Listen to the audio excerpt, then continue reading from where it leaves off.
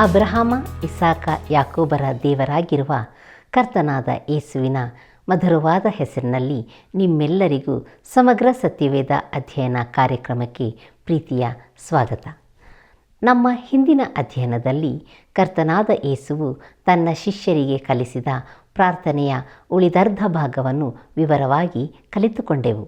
ಮುಂದುವರೆದು ಉಪವಾಸದ ಅರ್ಥ, ಹಣ ಹಾಗೂ ನಿಜವಾದ ಐಶ್ವರ್ಯ ಇವುಗಳ ಅರ್ಥ, ಲೌಕಿಕ ಸಂಗತಿಗಳು, ಅವುಗಳೊಂದಿಗೆ ಕ್ರೈಸ್ತರ ಸಂಬಂಧ, ಇತರರನ್ನು ತೀರ್ಪು ಮಾಡಬಾರದು ಎಂಬ ಇನ್ನೂ 4 ಪ್ರಸ್ತಾಪಗಳನ್ನು ಕಲಿತುಕೊಂಡೆವು. ತುಂಬಿ ತುಳುಕುವಷ್ಟು ಹಣ, ದೊಡ್ಡ ಪಾಂಡಿತ್ಯ, ದೊಡ್ಡ ಸ್ಥಾನಮಾನಗಳು ನಮಗೆ ನಿಜವಾದ ನೆಮ್ಮದಿಯನ್ನು ನೀಡುವುದಿಲ್ಲ ಎಂದು ನಮ್ಮೆಲ್ಲರಿಗೂ ಗೊತ್ತಿದೆ. ಆದಾಗ್ಯೂ ನಿಜವಾದ ನೆಮ್ಮದಿಯನ್ನು ನೀಡದ ಈ ಲೋಕದ ಸಂಗತಿಗಳನ್ನು ಪಡೆದುಕೊಳ್ಳುವುದಕ್ಕಾಗಿ ನಮ್ಮ ಜೀವಿತದ ಬಹುಭಾಗವನ್ನು ಕಳೆದು ಬಿಡುತ್ತೇವೆ. ಮತ್ತಾಯ 6:31-32 ನಾವು ನೋಡಿದಂತೆ, ಹೀಗಿರುವುದರಿಂದ ಏನು ಊಟ ಮಾಡಬೇಕು, ಏನು ಕುಡಿಯಬೇಕು, ಏನು ಹೊದ್ದುಕೊಳ್ಳಬೇಕು ಎಂದು ಚಿಂತೆ ಮಾಡಬೇಡಿರಿ. ಇವೆಲ್ಲವುಗಳಿಗಾಗಿ ಅಜ್ಞಾನಿಗಳು ತವಕಪಡುತ್ತಾರೆ. ಇದೆಲ್ಲ ನಿಮಗೆ ಬೇಕಾಗಿದೆ ಎಂದು ಪರಲೋಕದಲ್ಲಿರುವ ನಿಮ್ಮ ತಂದೆಗೆ ತಿಳಿದಿದೆಯಷ್ಟೇ. ನಮಗೆ ಬೇಕಾಗಿರುವುದೆಲ್ಲವನ್ನು ತಿಳಿದಿರುವ ತಂದೆಯು ಈಗ ನಮಗೆ ಹೇಳುವುದನ್ನು ಮನಪೂರ್ವಕವಾಗಿ ಕೇಳಿಸಿಕೊಳ್ಳೋಣ. ಮಾರ್ಗವೂ ಸತ್ಯವೂ ಜೀವವೂ ಆಗಿರುವ ನಮ್ಮ ರಕ್ಷಕನಾದ ಯೇಸು ಕ್ರಿಸ್ತನ ಅತೀ ಪರಿಶುದ್ಧವಾದ ನಾಮದಲ್ಲಿ ನಿಮ್ಮೆಲ್ಲರಿಗೂ ನನ್ನ ಪ್ರೀತಿಯ ಹೃದಯಪೂರ್ವಕವಾದ ವಂದನೆಗಳು. ಬನ್ನಿರಿ ಪ್ರಿಯರೇ, ಈ ಕೃಪಾ ಸಮಯದಲ್ಲಿ ಮತ್ತಾಯನು ಬರೆದ ಸುವಾರ್ತೆಯ ಧ್ಯಾನವನ್ನು ನಾವು ಮುಂದುವರಿಸುವಾಗ ಈ ದಿನದಲ್ಲಿ ಪೇಚಿನ ಪ್ರಸಂಗದಿಂದ ಹೊರಬರಲು ಪ್ರಾರ್ಥನೆಯೇ ಪರಿಹಾರ ಎಂಬ ವಿಚಾರವನ್ನು ನಾವು ನೋಡಲಿಕ್ಕಿದ್ದೇವೆ. ಆದುದರಿಂದ ನಮ್ಮ ಧ್ಯಾನವನ್ನು ಮುಂದುವರಿಸುವ ಹಾಗೆ ಮತ್ತಾಯನು ಬರೆದ ಸುವಾರ್ತೆ 7ನೇ ಅಧ್ಯಾಯ 7 ಮತ್ತು 8ನೇ ವಚನಗಳನ್ನು ನೋಡುವಾಗ, ಬೇಡಿಕೊಳ್ಳಿರಿ ನಿಮಗೆ ದೊರೆಯುವುದು, ಹುಡುಕಿರಿ ನಿಮಗೆ ಸಿಕ್ಕುವುದು, ತಟ್ಟಿರಿ ನಿಮಗೆ ತೆರೆಯುವುದು. ಯಾಕಂದರೆ ಬೇಡಿಕೊಳ್ಳುವ ಪ್ರತಿಯೊಬ್ಬನೂ ಹೊಂದುವನು, ಹುಡುಕುವವನಿಗೆ ಸಿಕ್ಕುವುದು, ತಟ್ಟುವವನಿಗೆ ತೆರೆಯುವುದು ಎಂಬುದಾಗಿ. ಪ್ರೀತಿಯುಳ್ಳ ದೇವಜನರೇ, ದೇವರ ಮಗುವಿಗೆ ಇರುವ ದೊಡ್ಡ ಸಮಸ್ಯೆ ಈ ಲೋಕದ ಜನರನ್ನು ಹೇಗೆ ಸಂಧಿಸುವುದು ಎಂಬುದು. ಪ್ರತಿದಿನವೂ ರಾಜಕುಮಾರರು, ದಿವಾಳಿಯಾದವರು, ಸದೃದಯಸ್ಥರು, ದುಷ್ಟರು, ನಿಜ ಹಾಗೂ ಸುಳ್ಳು ಪಂಡಿತರು ನಮಗೆದುರಾಗುತ್ತಾರೆ. ಕೆಲವರಿಗೆ ನಮ್ಮ ಸ್ನೇಹ, ಸಹಾಯಗಳ ಅಗತ್ಯತೆ ಇರುತ್ತದೆ. ನಮಗೂ ಅವರು ಬೇಕಾಗಿರುತ್ತಾರೆ. ಆದ್ದರಿಂದ ಅವರನ್ನು ನಮ್ಮ ಹೃದಯಕ್ಕೆ ಹತ್ತಿರ ಬರಮಾಡಿಕೊಳ್ಳಬೇಕಿದೆ. ಇನ್ನೂ ಕೆಲವರು ದುಷ್ಟರಾಗಿದ್ದುಕೊಂಡು ನಮ್ಮನ್ನು ನಾಶಪಡಿಸುವವರಾಗಿದ್ದಾರೆ. ಪ್ರಿಯರೇ, ನಾವು ಅವರನ್ನು ದೂರವಿರಿಸಬೇಕಾಗಿದೆ. ಆದರೆ ನಮಗೆ ಹೇಗೆ ತಿಳಿಯುವುದು?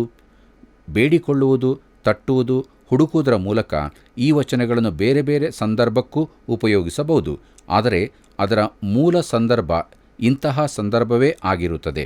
ಕರ್ತನಲ್ಲಿ ಪ್ರಿಯರೇ, ಸೇವಾ ಕಾರ್ಯದ ನಿಮಿತ್ತವಾಗಿ ದಿನಾಲೂ ನಾನು ಪ್ರಯಾಣಿಸುವಾಗ ದಾರಿಯುದ್ದಕ್ಕೂ ನಾನು ಪ್ರಾರ್ಥಿಸುತ್ತಾ ನನ್ನನ್ನು ಈ ದಿನ ಸಂಧಿಸುವ ಜನರಲ್ಲಿ ಪ್ರತಿಯೊಬ್ಬರೊಡನೆ ಹೇಗೆ ವ್ಯವಹರಿಸಬೇಕೆಂದು ತೋರಿಸಿಕೊಡಲು ಪ್ರಾರ್ಥಿಸುತ್ತಿದ್ದೆ. ಕೆಲವರು ನನ್ನ ಸಹಾಯದ ಅಗತ್ಯವಿದ್ದವರು, ಆದರೆ ಇನ್ನು ಕೆಲವರು ಬೆನ್ನ ಹಿಂದೆ ಚೂರಿ ಹಾಕುವವರೇ. ಇಂಥವರಿಂದ ಅದೆಷ್ಟು ಬಾರಿ ನಾನು ಮೋಸ ಹೋಗಿದ್ದೇನೆ. ಕರ್ತನಲ್ಲಿ ಪ್ರಿಯರೇ, ಆದಿಸಭೆಯಲ್ಲಿ ಕೂಡ ಅನನೀಯ, ಸಫೈರರು ಸುಳ್ಳು ಹೇಳುತ್ತಿದ್ದಾರೆಂದು ಪೇತ್ರನಿಗೆ ತಿಳಿದದ್ದು ಅಚ್ಚರಿಯ ಸಂಗತಿಯಲ್ಲವೇ? ಅಪೊಸ್ತಲ ಕೃತ್ಯಗಳು 5ನೇ ಅಧ್ಯಾಯ 1-11 ವಚನ ನೋಡುವಾಗ ಇದನ್ನು ನಾವು ತಿಳಿದುಕೊಳ್ಳುತ್ತೇವೆ. ಪ್ರಿಯರೇ, ನನ್ನೊಡನೆ ಮಾತನಾಡುವವರಲ್ಲಿ ಯಾರು ಸುಳ್ಳು ಹೇಳುತ್ತಿದ್ದಾರೆಂದು ನನಗೆ ಹೇಳಲು ಸಾಧ್ಯವಿಲ್ಲ.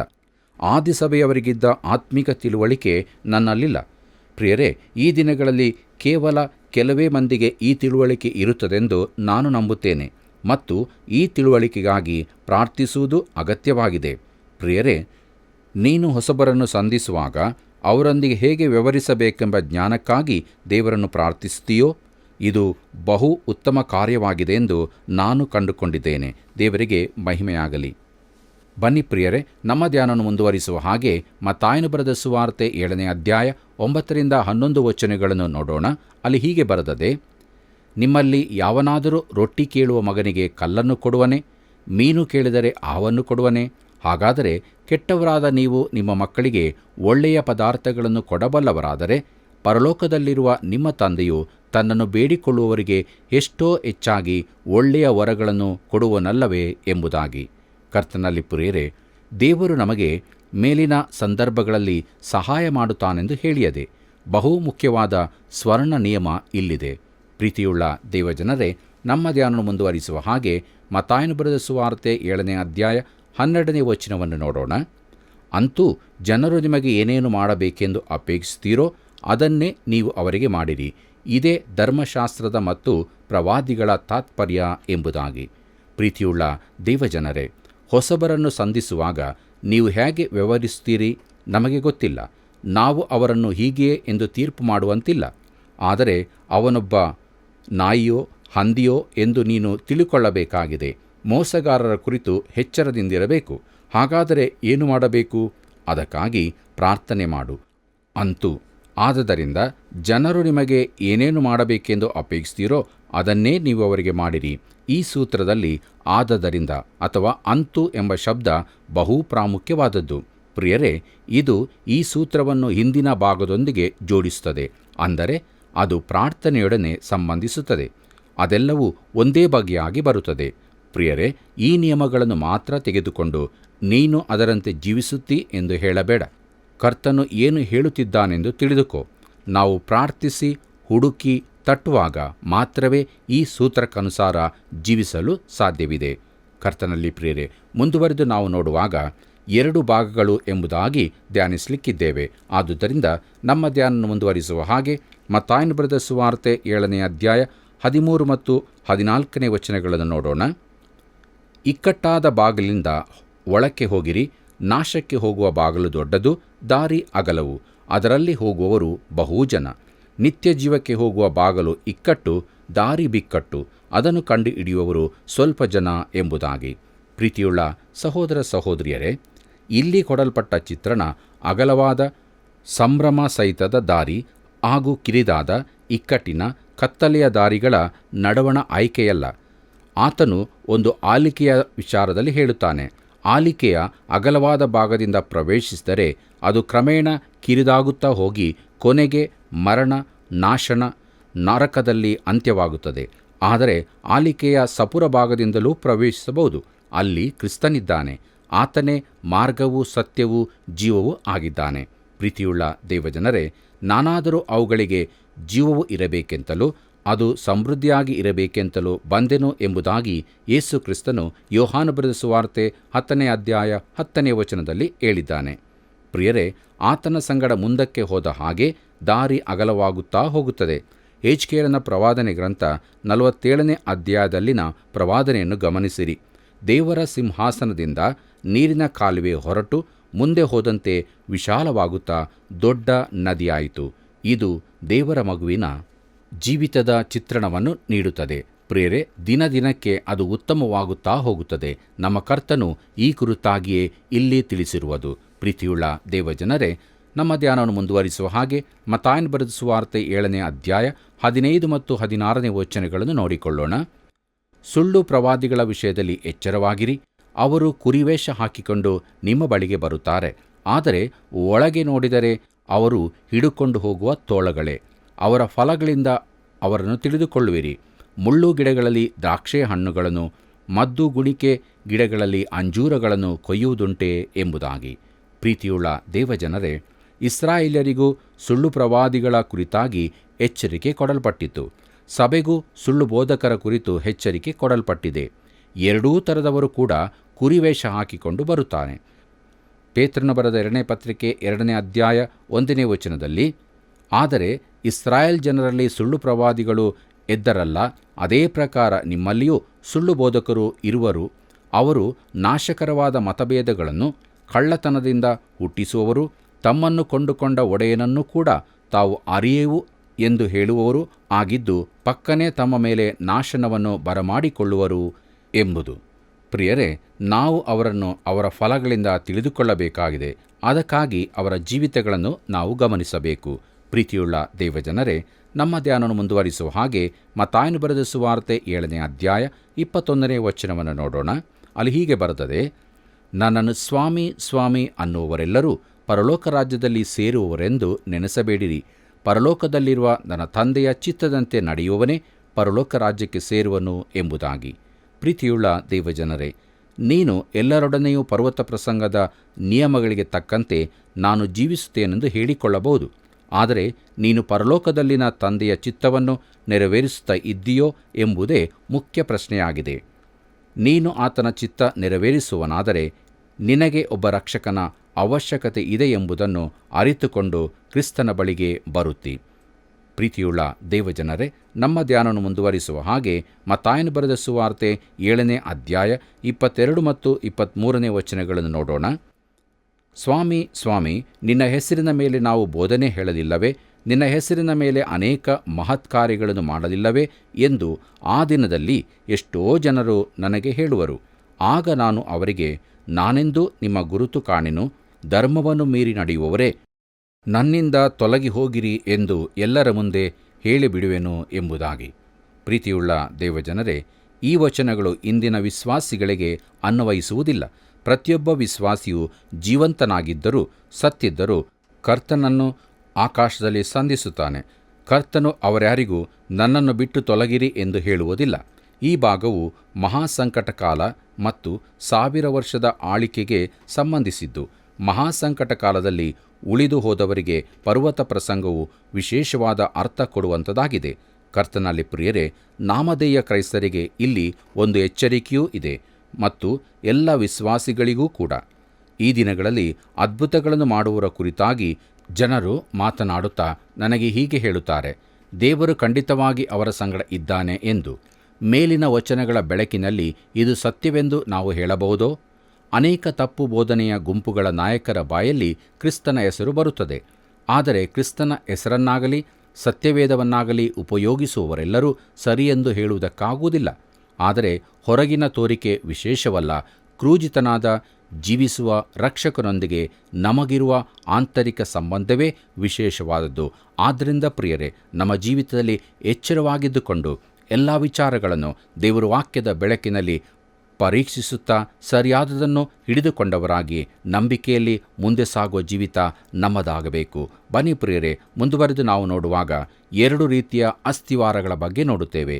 ನಮ್ಮ ಧ್ಯಾನವನ್ನು ಮುಂದುವರಿಸುವ ಹಾಗೆ ಮತ್ತಾಯನು ಬರೆದ ಸುವಾರ್ತೆ 7ನೇ ಅಧ್ಯಾಯ 24 ಮತ್ತು 25ನೇ ವಚನಗಳನ್ನು ನೋಡೋಣ. ಆದುದರಿಂದ ಈ ನನ್ನ ಮಾತುಗಳನ್ನು ಕೇಳಿ ಅವುಗಳಂತೆ ನಡೆಯುವವನು ಬಂಡೆಯ ಮೇಲೆ ಮನೆಯನ್ನು ಕಟ್ಟಿಕೊಂಡ ಬುದ್ಧಿಯುಳ್ಳ ಮನುಷ್ಯನನ್ನು ಹೋಲುವನು. ಕಟ್ಟಿದ ಮೇಲೆ ಮಳೆ ಸುರಿಯಿತು, ಹಳ್ಳಗಳು ಬಂದವು, 4 ಕಡೆಯಿಂದ ಗಾಳಿ ಬೀಸಿ ಆ ಮನೆಗೆ ಬಡಿಯಿತು. ಆದಾಗ್ಯೂ ಅದರ ಅಸ್ಥಿವಾರವು ಬಂಡೆಯ ಮೇಲಿದ್ದುದರಿಂದ ಅದು ಬೀಳಲಿಲ್ಲ ಎಂಬುದಾಗಿ. ಪ್ರೀತಿಯುಳ್ಳ ದೇವಜನರೇ, ನೀನು ಕ್ರಿಸ್ತನ ಬಳಿಗೆ ಬಂದಿದ್ದೀಯಾದರೆ ಆತನೇ ನಿನ್ನ ಅಸ್ಥಿವಾರವಾಗಿದ್ದಾನೆ.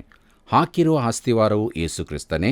ಆ ಅಸ್ಥಿವಾರವನ್ನಲ್ಲದೆ ಮತ್ತೊಂದು ಅಸ್ಥಿವಾರವನ್ನು ಯಾರೂ ಹಾಕಲಾರರಷ್ಟೇ ಎಂಬುದಾಗಿ ಪೌಲನು ಕೊರಿಂಥದವರಿಗೆ ಬರೆದಂಥ 1ನೇ ಪತ್ರಿಕೆ 3ನೇ ಅಧ್ಯಾಯ 11ನೇ ವಚನದಲ್ಲಿ ಹೇಳುತ್ತಾನೆ.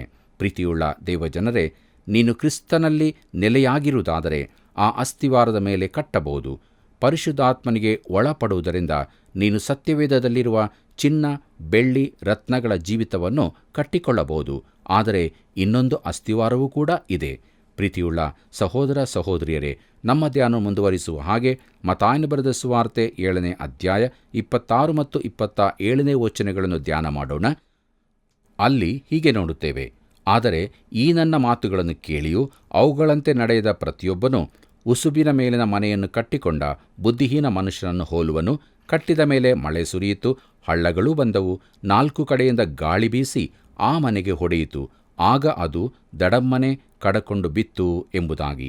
ಪ್ರೀತಿಯುಳ್ಳ ದೇವಜನರೇ, ಈ ಉಸುಬು ಅಂದರೆ ಏನು? ಅದು ಮಾನವನ ಸ್ವಂತ ಒಳ್ಳೆಯತನ ಹಾಗೂ ಸ್ವಪ್ರಯತ್ನ. ಅದು ಮಾಂಸಾಧೀನ ಸ್ವಭಾವದ ಬಲಹೀನತೆ. ಆದ್ದರಿಂದಲೇ ಪ್ರಿಯರೇ, ನಮಗೆ ಈ ಮಾಂಸಾಧೀನ ಸ್ವಭಾವಕ್ಕಿಂತ ಹೆಚ್ಚಿನದು ಅಗತ್ಯವಾಗಿದೆ. ಪ್ರೀತಿಯುಳ್ಳ ದೇವಜನರೇ, ನಮ್ಮ ಧ್ಯಾನವನ್ನು ಮುಂದುವರಿಸುವ ಹಾಗೆ ಮತ್ತಾಯನು ಬರೆದ ಸುವಾರ್ತೆ 7ನೇ ಅಧ್ಯಾಯ 28 ಮತ್ತು 29ನೇ ವಚನಗಳನ್ನು ನೋಡಿಕೊಳ್ಳೋಣ. ಯೇಸು ಈ ಮಾತುಗಳನ್ನು ಹೇಳಿ ಮುಗಿಸಿದ ಮೇಲೆ ಆ ಜನರ ಗುಂಪುಗಳು ಆತನ ಉಪದೇಶಕ್ಕೆ ಅತ್ಯಾಶ್ಚರ್ಯಪಟ್ಟವು. ಯಾಕಂದರೆ ಆತನು ಅವರ ಶಾಸ್ತ್ರಿಗಳಂತೆ ಉಪದೇಶ ಮಾಡದೆ ಅಧಿಕಾರವಿದ್ದವನಂತೆ ಅವರಿಗೆ ಉಪದೇಶ ಮಾಡುತ್ತಿದ್ದನು ಎಂಬುದಾಗಿ. ಪ್ರೀತಿಯುಳ್ಳ ದೇವಜನರೇ, ನಮ್ಮ ಕರ್ತನಾದ ಯೇಸು ಇಂತಹ ಬೋಧಕನಾಗಿದ್ದನು. ಆತನು ಅಧಿಕಾರದಿಂದ ಬೋಧಿಸುತ್ತಿದ್ದನು. ಯಾವುದೇ ಬರೆದ ಭಾಗವನ್ನು ಓದುತ್ತಿರಲಿಲ್ಲ. ನನಗೆ ದೇವರ ವಾಕ್ಯದ ಅಧಿಕಾರವಿಲ್ಲದಿದ್ದರೆ ಮತ್ತು ಅದು ದೇವರ ಮಾತು ಎಂಬುದಾಗಿ ನಾವು ನಂಬದಿದ್ದರೆ ನಮ್ಮಲ್ಲಿ ಹೇಳತಕ್ಕದ್ದು ಯಾವುದೂ ಇರುವುದಿಲ್ಲ ಎಂಬುದನ್ನು ನಾವು ತಿಳಿದುಕೊಳ್ಳಬೇಕು. ತಾನು ಸ್ವತಃ ಪ್ರಯೋಗಿಸಿ ನೋಡದ ಕೆಲವು ತತ್ವಬೋಧನೆಗಳನ್ನು ಹೇಳುವ ವ್ಯಕ್ತಿಯ ಮಾತನ್ನು ನಾನು ಕೇಳಲಿಚ್ಛಿಸುವುದಿಲ್ಲ. ನಮಗೆ ಕೊಡುವುದಕ್ಕೆ ಒಂದು ಸುವಾರ್ತೆಯಿದೆ, ರಕ್ಷಣೆಯ ಸಂದೇಶವಿದೆ. ಅದು ನಮ್ಮ ಜೀವಿತದಲ್ಲಿ ಫಲಕಾರಿಯಾದ್ದರಿಂದ ಅದು ಕಾರ್ಯಸಾಧಿಸುವಂಥದ್ದು ಎಂದು ನಮಗೆ ತಿಳಿದದೆ. ಕ್ರಿಸ್ತನ ಬಳಿಗೆ ಬಂದ ಇತರ ಅನೇಕರ ಜೀವಿತಗಳಲ್ಲಿಯೂ ಅದು ಕಾರ್ಯಸಾಧಿಸಿದೆ. ಕರ್ತನಲ್ಲಿ ಪ್ರಿಯರೇ, ಪರ್ವತ ಪ್ರಸಂಗವು ಒಂದು ಅತ್ಯುತ್ತಮ ವೇದ ಭಾಗವಾಗಿದೆ. ಅದನ್ನು ಅಲಕ್ಷ್ಯ ಮಾಡಬೇಡ. ನೀನು ಅದನ್ನು ಸರಿಯಾಗಿ ಓದುವುದಾದರೆ ಅದು ನಿನ್ನನ್ನು ಯೇಸು ಕ್ರಿಸ್ತನ ಬಳಿಗೆ ಕರೆತರುತ್ತದೆ. ಅದರ ಬೋಧನೆಗಳ ಮಟ್ಟಕ್ಕೆ ನೀನು ಕಡಿಮೆಯಾದವನಾಗಿದ್ದಿ ಎಂದು ಅದು ತೋರಿಸುತ್ತದೆ. ನೀನು ಅಪರಾಧಿಯೂ ಬಲಹೀನನೂ ಆಗಿದ್ದೀಯೆಂಬುದನ್ನು ಕೂಡ ತೋರಿಸುತ್ತದೆ. ಅದು ನಿನ್ನನ್ನು ಸಹಾಯಕ್ಕಾಗಿ ಕೂಗಿಕೊಳ್ಳುವಂತೆ ಮಾಡಿ ರಕ್ಷಣೆಗಾಗಿ ಕ್ರಿಸ್ತನ ಬಳಿಗೆ ಬರುವಂತೆ ನಡೆಸುತ್ತದೆ. ನೀನು ಕ್ರಿಸ್ತನನ್ನು ರಕ್ಷಕನಾಗಿ ಅಂಗೀಕರಿಸುವಾಗ ಆತನು ನಿನಗೆ ಪರಿಶುದ್ಧಾತ್ಮನನ್ನು ದಯಪಾಲಿಸುತ್ತಾನೆ. ಆತನು ನಿನಗೆ ಈ ಮೇಲಿನ ಮಟ್ಟಕ್ಕೆ ಸರಿಯಾಗಿ ಜೀವಿಸಲು ಸಹಾಯ ಮಾಡುತ್ತಾನೆ. ಪ್ರಿಯರೇ, ಎಂಥ ಒಳ್ಳೆ ದೇವರು ನಮಗಿದ್ದಾನೆ ನೋಡ್ರಿ. ತನ್ನ ವಾಕ್ಯದ ಮೂಲಕವಾಗಿ ಎಲ್ಲವನ್ನೂ ಆತನು ನಮಗೆ ತಿಳಿಯಪಡಿಸಿದ್ದಾನೆ. ಆತನ ನಾಮಕ್ಕೆ ಮಹಿಮೆಯಾಗಲಿ. ಪ್ರೀತಿಯುಳ್ಳ ದೇವಜನರೇ, ಮುಂದುವರೆದು ನಾವು ನೋಡುತ್ತೇವೆ ಪರ್ವತ ಪ್ರಸಂಗದ ಸೂಕ್ಷ್ಮ ಚಿತ್ರಣ ಎಂಬುದಾಗಿ. ಪ್ರಿಯರೇ, ಪರ್ವತ ಪ್ರಸಂಗವನ್ನು ನಾವು ಮುಗಿಸಿರುವುದರಿಂದ ನಾವು ಹಿಂದಕ್ಕೆ ನೋಡಿ ಅದರ ಸೂಕ್ಷ್ಮ ಚಿತ್ರಣವನ್ನು ತಿಳಿಯುವುದು ಒಳ್ಳೆಯದು. ಯಾಕಂದರೆ ನಾನು ಹೇಳಿದ ಅಭಿಪ್ರಾಯಗಳು ಕೆಲವರಿಗೆ ಹೊಸದು, ವಿಚಿತ್ರವೂ ಆಗಿ ಕಂಡಿರಬಹುದು. ಅನೇಕರು ಭಾವಿಸುವುದೇನೆಂದರೆ ಪರ್ವತ ಪ್ರಸಂಗವು ಈ ದಿನಗಳಲ್ಲಿ ವಿಶ್ವಾಸಿಗಳು ನಡೆಯಬೇಕಾದ ರೀತಿಯನ್ನು ತಿಳಿಸುತ್ತದೆ ಹಾಗೂ ಅದು ಈಗಿನ ಸಭೆಗೆ ಕೊಡಲ್ಪಟ್ಟದ್ದು ಎಂದು. ಆದರೆ ಪ್ರಿಯರೇ, ನಾವು ಹಿಂದೆ ಹೋಗಿ ಇಡೀ ಸತ್ಯವೇದವನ್ನು ನೋಡುವುದಾದರೆ ದೇವರು ಮಾನವ ಜನಾಂಗವನ್ನು ಆಳಿಕೆ ನಡೆಸಲು 3 ವಿಧವಾದ ವ್ಯವಸ್ಥೆಗಳನ್ನು ಕೊಟ್ಟಿದ್ದಾನೆಂದು ತಿಳಿಯುತ್ತೇವೆ. ಅದರಲ್ಲಿ ಮೊದಲನೆಯದು ಮೋಶೆಯ ಕಟ್ಟುಪಾಡುಗಳು, ಧರ್ಮಶಾಸ್ತ್ರ. ಜನರು ಕೆಟ್ಟವರಾಗಿದ್ದರಿಂದಲೂ ಅವರು ಹೃದಯದಲ್ಲಿ ಯೋಚಿಸುವುದೆಲ್ಲವೂ ಯಾವಾಗಲೂ ಬರೀ ಕೆಟ್ಟದ್ದಾಗಿರುವುದರಿಂದಲೂ ದೇವರು ಇಡೀ ಮಾನವ ಜನಾಂಗವನ್ನೇ ನಾಶ ಮಾಡಬೇಕಾಯಿತೆಂದು ನೋಡುತ್ತೇವೆ. ಪ್ರಿಯರೇ, ಮನುಷ್ಯರು ದೇವರಿಂದ ದೂರ ಹೋಗಿದ್ದರು ಮತ್ತು ದೇವರು ಅದಕ್ಕಾಗಿ ಅವರನ್ನು ದಂಡಿಸಬೇಕಾಯಿತು. ಇಡೀ ಭೂಮಿಯಲ್ಲಿ ದೇವರು ಒಬ್ಬ ಮನುಷ್ಯನನ್ನು ಅವನ ಮನೆಯವರನ್ನು ಉಳಿಸಿ ಅವರಿಂದ ಹೊಸ ಜನಾಂಗವನ್ನುಂಟು ಮಾಡಿ ಅವರೊಳಗಿಂದ ಒಬ್ಬನನ್ನಾರಿಸಿಕೊಂಡು ತನ್ನ ಸಾಕ್ಷಿಗಳಾಗಿರತಕ್ಕ ಜನಾಂಗವೊಂದರ ಮೂಲ ಪುರುಷನನ್ನಾಗಿ ಮಾಡಿದನು. ಅವರಿಗೆ ಒಂದು ದೇಶವನ್ನು ಕೊಟ್ಟು ಅವರನ್ನು ಎಣಿಸಲಾಗದ ಮಹಾ ಜನಾಂಗವನ್ನಾಗಿ ಮಾಡಿ ಅವರಿಂದ ಲೋಕಕ್ಕೆಲ್ಲ ಆಶೀರ್ವಾದ ಉಂಟಾಗುವಂತೆ ಮಾಡಲಿದ್ದನು. ಅವರ ಮೂಲಕ ದೇವರು ಲೋಕವನ್ನು ಸಂಧಿಸಬೇಕೆಂದಿದ್ದನು. ಅವರಿಗೆ ಮೋಶೆಯ ಮೂಲಕ ಮೋಶೆಯ ಧರ್ಮಶಾಸ್ತ್ರ ನಿಯಮಗಳನ್ನು ಕೊಟ್ಟನು. ಅದು ಯಜ್ಞಗಳ ವ್ಯವಸ್ಥೆಯಾಗಿತ್ತು. ಕರ್ತನಲ್ಲಿ ಪ್ರಿಯರೇ, ವಿಮೋಚನಕಾಂಡ ಪುಸ್ತಕದಲ್ಲಿ ಇದರ ವಿವರಗಳನ್ನು ನೋಡಬಹುದು. ಮತ್ತು ಸರ್ವಾಂಗ ಹೋಮಗಳನ್ನು ಅರ್ಪಿಸುತ್ತಿದ್ದ ಯಜ್ಞವೇದಿಗಳೇ ಅದರ ಕೇಂದ್ರವಾಗಿತ್ತು. ಆ ವೇದಿಯು ಕ್ರಿಸ್ತನ ಕ್ರೂಜಿಗೆ ಸೂಚಿತವಾಗಿದೆ. ಮತ್ತು ಧರ್ಮಶಾಸ್ತ್ರವು ಮನುಷ್ಯನನ್ನು ರಕ್ಷಿಸಲು ಸಮರ್ಥವಾಗಿರಲಿಲ್ಲವಾದ್ದರಿಂದ ದೇವರು ಯಜ್ಞದ ಹೊರತು ಪಾಪವನ್ನು ಕ್ಷಮಿಸುತ್ತಿರಲಿಲ್ಲ. ಹೀಗೆ ಅದು ಶಿಕ್ಷೆಯ ಒಂದು ವ್ಯವಸ್ಥೆಯಾಗಿತ್ತೇ ಹೊರತು ರಕ್ಷಣೆಯ ವ್ಯವಸ್ಥೆಯಲ್ಲ. ಆದ್ದರಿಂದಲೇ ಹಳೆ ಒಡಂಬಡಿಕೆ ಪೂರ ಈ ರೀತಿಯ ಯಜ್ಞಗಳು ಬರಬೇಕಾದ ರಕ್ಷಕನಾದ ಯೇಸು ಕ್ರಿಸ್ತನನ್ನು ಸೂಚಿಸುತ್ತಿದ್ದವು. ಕರ್ತನಲ್ಲಿ ಪ್ರಿಯರೇ, ಯೇಸುವು ಒಂದು ಹಳೆ ಒಡಂಬಡಿಕೆಯ ಪ್ರವಾದನೆಗಳನ್ನು ನೆರವೇರಿಸುವ ರಾಜನಾಗಿ ತನ್ನನ್ನೇ ಸಮರ್ಪಿಸಿಕೊಂಡನು. ಆದರೆ ಆತನ ಸ್ವಂತ ಜನರು ಆತನನ್ನು ತಿರಸ್ಕರಿಸಿದರು. ಕರ್ತನಲ್ಲಿ ಪ್ರಿಯರೇ, ಮತ್ತಾಯನ ಸುವಾರ್ತೆಯು ಆತನನ್ನು ರಾಜನೆಂದು ತಿಳಿಸುತ್ತದೆ ಮತ್ತು ಈ ಸುವಾರ್ತೆಯಲ್ಲಿ ಬರೆದ ಎಲ್ಲ ಸಂಗತಿಗಳನ್ನು ಆತನು ರಾಜನು ಎಂಬ ದೃಷ್ಟಿಕೋನದಿಂದ ನಾವು ನೋಡಬೇಕಾಗಿದೆ. ಆತನು ರಾಜನಾಗಿ ಹುಟ್ಟಿದನು, ರಾಜನಂತೆ ಜೀವಿಸಿದನು, ರಾಜನಂತೆ ಮರಣ ಹೊಂದಿದನು, ರಾಜನಂತೆ ಸತ್ತವರೊಳಗಿಂದ ತಿರುಗಿ ಎದ್ದು ಬಂದನು ಮತ್ತು ರಾಜನಾಗಿ ಈ ಲೋಕಕ್ಕೆ ತಿರುಗಿ ಬರಲಿದ್ದಾನೆ. ದೇವರಿಗೆ ಮಹಿಮೆಯಾಗಲಿ. ಬನ್ನಿ ಪ್ರಿಯರೇ, ಮುಂದುವರೆದು ನಾವು ನೋಡುವಾಗ ಆತನು ಈ ಲೋಕದಲ್ಲಿರುವಾಗ ಮಾಡಿದ ಒಂದು ಕಾರ್ಯವೆಂದರೆ ಮೋಶೆಯ ಧರ್ಮಶಾಸ್ತ್ರಕ್ಕಿಂತ ವಿಭಿನ್ನವಾದ ಒಂದು ವ್ಯವಸ್ಥೆಯನ್ನು ರೂಪಿಸಿದನು. ಅದುವೇ ಮತ್ತಾಯನು ಬರೆದ ಸುವಾರ್ತೆ 5, 6, 7ನೇ ಅಧ್ಯಾಯಗಳಲ್ಲಿ ಬರೆಯಲ್ಪಟ್ಟ ಪರ್ವತ ಪ್ರಸಂಗವೆಂಬ ಭಾಗ. ಇದರ ಕೆಲವು ಭಾಗಗಳು ಇತರ ಸುವಾರ್ತೆಗಳಲ್ಲಿಯೂ ಇವೆ. ಆದರೆ ಮತ್ತಾಯನ ಸುವಾರ್ತೆಯಲ್ಲಿ ಅದು ಪೂರ್ಣವಾಗಿ ಬರೆಯಲ್ಪಟ್ಟಿದೆ. ನಾನು ಮೊದಲೇ ತಿಳಿಸಿದಂತೆ ಇದು ಕೂಡ ಸಂಕ್ಷಿಪ್ತ ಭಾಗವಾಗಿದೆ. ಇದಕ್ಕೆ ಪುರಾವೆ ಎಂದರೆ ಇಲ್ಲಿ ಆತನು ಮೋಶೆಯ ಧರ್ಮಶಾಸ್ತ್ರದಿಂದ 2 ಅಪ್ಪಣೆಗಳನ್ನು ಎತ್ತಿಕೊಂಡಿದ್ದಾನೆ. ಅದನ್ನು ಹಳೆ ಒಡಂಬಡಿಕೆಯಲ್ಲಿ ತಿಳಿಸಲ್ಪಟ್ಟದಕ್ಕಿಂತ ಉನ್ನತ ಮಟ್ಟಕ್ಕೇರಿಸಿದ್ದಾನೆ. ಪ್ರಿಯರೇ, ಉದಾಹರಣೆಗೆ ನೋಡುವಾಗ, ನೀನು ಸಹೋದರನ ಮೇಲೆ ಸಿಟ್ಟುಗೊಂಡರೆ ನೀನು ಕೊಲೆಗಾರನಾಗುತ್ತಿ. ಇದರ ಕುರಿತು ಹಳೆ ಒಡಂಬಡಿಕೆಯಲ್ಲಿ ಏನೂ ಹೇಳಿರುವುದಿಲ್ಲ. ಅಲ್ಲದೆ ಪರಸ್ತ್ರೀಯನ್ನು ನೋಡಿ ಮೋಹಿಸಿದರೆ ವ್ಯಭಿಚಾರ ಮಾಡಿದಂತೆ ಎಂದು ಹೇಳಿದ್ದಾನೆ. ಪ್ರಿಯರೇ, ಈ ಪರೀಕ್ಷೆಯಡಿ ಮಾನವ ಜನಾಂಗದ ಅರ್ಧಕ್ಕಿಂತಲೂ ಹೆಚ್ಚು ಮಂದಿ ಅಪರಾಧಿಗಳಾಗಿ ಕಾಣುತ್ತಾರೆ. ಈ ರೀತಿ ಅಪ್ಪಣೆ ಮೀರದವರು ಸಿಕ್ಕುವುದು ಅಪರೂಪ. ಕೆಲವು ಸಮಯದ ಹಿಂದೆ ಒಬ್ಬಾಕೆ, ಒಳ್ಳೆ ಕ್ರೈಸ್ತ ಮಹಿಳೆ, ಒಬ್ಬ ಪ್ರಸಂಗಿಯ ಕುರಿತಾಗಿ ಹೀಗೆ ಹೇಳಿದರು: ಅವರು ನನ್ನನ್ನು ಬೆತ್ತಲೆಯಾಗಿಸಿ ಅತ್ಯಾಚಾರ ಮಾಡುವಂತೆ ನೋಡುತ್ತಿದ್ದಾರೆ ಎಂಬುದಾಗಿ. ಪ್ರಿಯರೇ, ಆ ವ್ಯಕ್ತಿ ಈ ಹೆಂಗಸು ಬರುತ್ತಿರುವಾಗ ಕಣ್ಣು ಮಿಟುಕಿಸದೆ ನೋಡುತ್ತಿದ್ದರು. ಪರ್ವತ ಪ್ರಸಂಗದ ಪ್ರಕಾರ ಅವರು ವ್ಯಭಿಚಾರ ಮಾಡುತ್ತಿದ್ದರು. ಪ್ರಿಯರೇ, ಪರ್ವತ ಪ್ರಸಂಗವು ಧರ್ಮಶಾಸ್ತ್ರವನ್ನು ಅತ್ಯುನ್ನತ ಮಟ್ಟಕ್ಕೆ ಏರಿಸುತ್ತದೆ. ನಾವು ಅದರ ಪ್ರಕಾರ ಜೀವಿಸಬೇಕಲ್ಲವೇ ಎಂದು ಕೆಲವರು ಕೇಳಬಹುದು. ಇಲ್ಲ, ಅದು ಮುಂದೆ ಬರಲಿರುವ ರಾಜ್ಯಕ್ಕಾಗಿ ಕೊಡಲ್ಪಡುತ್ತದೆ. ಕ್ರಿಸ್ತನು ಮುಂದೆ ಸ್ಥಾಪಿಸಲಿರುವ ರಾಜ್ಯಕ್ಕೆ ಅದು ಶಾಸನವಾಗಿರುತ್ತದೆ.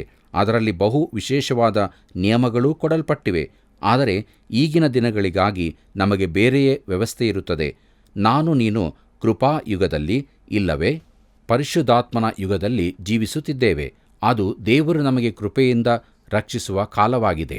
ಧರ್ಮಶಾಸ್ತ್ರವನ್ನು ಅನುಸರಿಸುವುದರಿಂದಲ್ಲ, ನಾವು ಮಾಡುವ ಯಾವ ಕ್ರಿಯೆಯಿಂದಲೂ ರಕ್ಷಿಸಲ್ಪಡುವುದಿಲ್ಲ. ನೀನು ನಂಬಿಕೆ ನೀಡದ ಹೊರತು ನಿಜ ಕ್ರೈಸ್ತನಾಗಲಾರೆ. ಮತ್ತು ನಂಬಿಕೆಯಿಡುವ ಸಂಗತಿಯೇನೆಂದರೆ, ಶಾಸ್ತ್ರದಲ್ಲಿ ಮುಂತಿಳಿಸಿರುವ ಪ್ರಕಾರ ಕ್ರಿಸ್ತನು ನಮ್ಮ ಪಾಪಗಳ ನಿವಾರಣೆಗಾಗಿ ಸತ್ತನು, ಹೂಣಲ್ಪಟ್ಟನು, ಶಾಸ್ತ್ರದ ಪ್ರಕಾರವೇ 3ನೇ ದಿನದಲ್ಲಿ ಎಬ್ಬಿಸಲ್ಪಟ್ಟನು.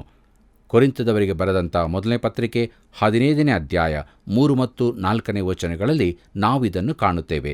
ಪ್ರಿಯರೇ, ಇದು ನಿಜವಾದ ಸುವಾರ್ತೆ ಮತ್ತು ಅದು ನಿನ್ನನ್ನು ರಕ್ಷಿಸುತ್ತದೆ. ಪ್ರೀತಿಯುಳ್ಳ ಸಹೋದರ ಸಹೋದರಿಯರೇ, ನಾವು ರಕ್ಷಿಸಲ್ಪಟ್ಟ ಬಳಿಕ ನಾವು ಜೀವಿಸುವುದಕ್ಕಾಗಿ ದೇವರು ಒಂದು ಮಾರ್ಗವನ್ನು ಮಾಡಿದ್ದಾನೆ. ಅದು ಮೋಶೆಯ ಧರ್ಮಶಾಸ್ತ್ರವಲ್ಲ, ದಶಾಜ್ಞೆಗಳೂ ಅಲ್ಲ. ಈಗಿನ ಕೆಲವು ಪಂಗಡಗಳು ಏನನ್ನೆಲ್ಲ ಕಲಿಸುತ್ತವೆ. ನಾನೂ ಅಂತಹ ಬೋಧನೆಯೊಂದರಲ್ಲೇ ಬೆಳೆದೆ.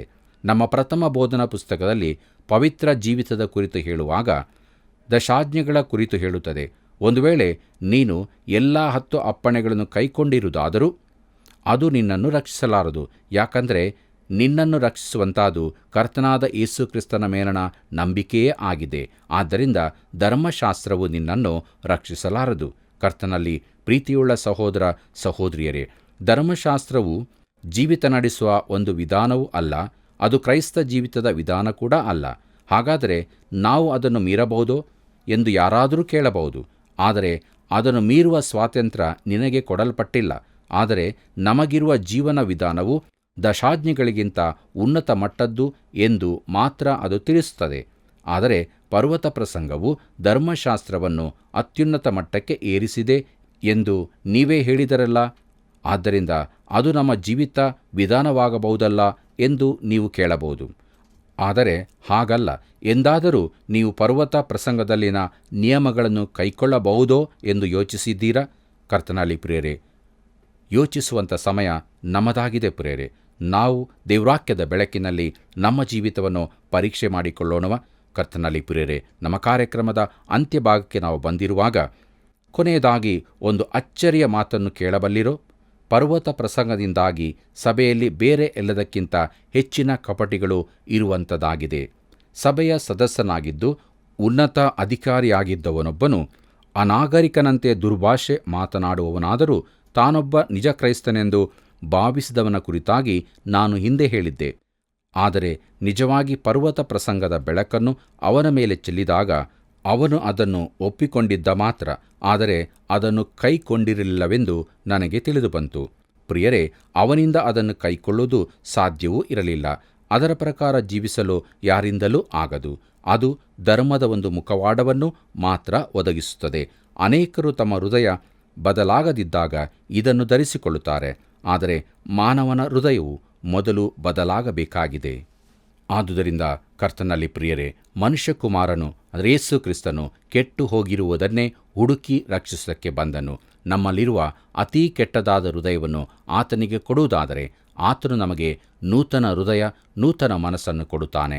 ಆಗ ನಾವು ಬದಲಾದ ಜೀವಿತವನ್ನು ಜೀವಿಸಲು ಸಾಧ್ಯ. ಆದ್ದರಿಂದ ಇಂದೇ ನಮ್ಮನ್ನು ಆತನ ಕೈಗೆ ಒಪ್ಪಿಸಿಕೊಟ್ಟು ಹೊಸ ಜೀವಿತವನ್ನು ಹೊಂದಿಕೊಳ್ಳೋಣ. ಆತನ ಕೃಪೆಯು ಸದಾ ನಿಮ್ಮ ಸಂಗಡ ಇರಲಿ. ಪ್ರಾರ್ಥನೆ ಮಾಡೋಣ. ಕರುಣಾಳು ದೇವರೇ, ನಮ್ಮ ರಕ್ಷಕನೇ, ಇದ್ದಂಥ ಸ್ಥಿತಿಯಲ್ಲಿ ನಿನ್ನ ಪಾದ ಬಳಿಗೆ ಬಂದಿದ್ದೇವೆ ಸ್ವಾಮಿ. ನಮ್ಮ ಹೃದಯದ ಸ್ಥಿತಿ ನಿನ್ನ ಎದುರು ಬಟ್ಟ ಬಯಲಾಗಿದೆ. ದೇವರೇ, ನಮ್ಮನ್ನು ಕರುಣ ಮಾಡು. ನಮ್ಮ ಕೆಟ್ಟದಾದ ಹೃದಯವನ್ನು ತೆಗೆದು ನೂತನವಾದ ಹೃದಯವನ್ನು ನಮಗೆ ಅನುಗ್ರಹಿಸಿಕೊಡು. ಆ ಮೂಲಕವಾಗಿ ಬದಲಾದ ನೂತನ ಜೀವಿತವನ್ನು ನಾವು ಜೀವಿಸುವಂತೆ ನಮಗೆ ಸಹಾಯ ಮಾಡು.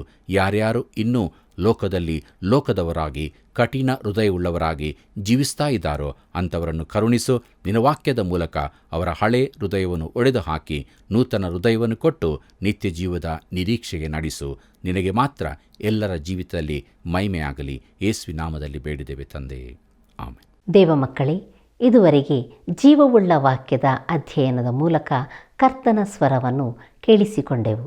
ಜನರನ್ನು ಸಂಧಿಸುವುದು ಹೇಗೆ, 2 ಮಾರ್ಗಗಳು, 2 ರೀತಿಯ ಅಸ್ಥಿವಾರಗಳು, ಪರ್ವತ ಪ್ರಸಂಗದ ಸೂಕ್ಷ್ಮ ಚಿತ್ರಣ ಎಂಬ ಪ್ರಸ್ತಾಪಗಳನ್ನು ಕಲಿತುಕೊಂಡೆವು. ಇದರಲ್ಲಿ ಸಹೋದರನನ್ನು ದೂಷಿಸಿದರೆ ಅದು ನರಹತ್ಯೆ ಮಾಡಿದ ಹಾಗಾಗುತ್ತದೆ, ಹಾಗೂ ಒಬ್ಬ ಸ್ತ್ರೀಯನ್ನು ನೋಡಿ ಮನಸ್ಸಿನಲ್ಲಿ ಮೋಹಿಸಿದರೂ ಅದು ವ್ಯಭಿಚಾರ ಮಾಡಿದ ಹಾಗೆ ಎಂದು ಯೇಸುವು ತಾನೇ ಹೇಳಿದ್ದಾನೆ. ಇದು ನಿಜವಾಗಿ ಬಹು ಕಠೋರವಾದ ನಿಯಮವಾಗಿದೆ. ಅಂತರಂಗವನ್ನು ನೋಡುವ ತಂದೆಯು ನಮಗೆ ಪ್ರತಿಫಲವನ್ನು ಕೊಡುವವನಾಗಿದ್ದಾನೆ. ಹಾಗಾದರೆ ನಮ್ಮ ಬಾಯಿ ಹಾಗೂ ಕಣ್ಣುಗಳ ವಿಚಾರದಲ್ಲಿ ಬಹು ಎಚ್ಚರಿಕೆ ವಹಿಸಬೇಕೆಂಬ ವಾಕ್ಯವು ನಮಗೆ ಹೇಳುತ್ತಿದೆ. ಎಚ್ಚರವಾಗಿದ್ದು ಆತನ ದೃಷ್ಟಿಯಲ್ಲಿ ನೀತಿವಂತರಾಗಿ ಜೀವಿಸೋಣ. ಕೃಪಾಪೂರ್ಣನಾದ ಯೇಸುವಿನ ಕೃಪೆಯು ಯಾವಾಗಲೂ ನಿಮ್ಮೆಲ್ಲರ ಮೇಲೆ ಇರಲಿ.